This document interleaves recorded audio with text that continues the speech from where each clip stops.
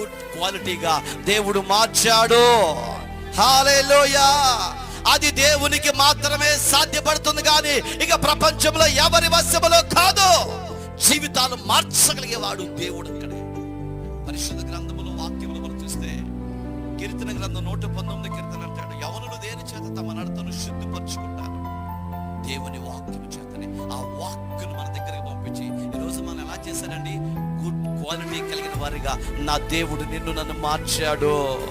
హల్లెలూయా. ఆయన అంటున్న మాట మీరు గమనించారా? ఏమంటున్నాడంటే, నేను దేశములో ఉన్నటువంటి సమస్త జనుల కంటే ఎక్కువగా నిన్ను ఎంచి. ఎలా ఎంచాడండి? జనమందరిని ఒక పక్కన పెట్టాడు, నిన్ను మాత్రమే ఒక పక్కన పెట్టాడండి. జనమందరిని ఒక ప్రక్కన పెట్టి నిన్ను ఒక ప్రక్కన పెట్టాడు. వాళ్ళందరితో పోలిస్తే నువ్వే గొప్పవాడిగా దేవుని కనపడ్డావంట.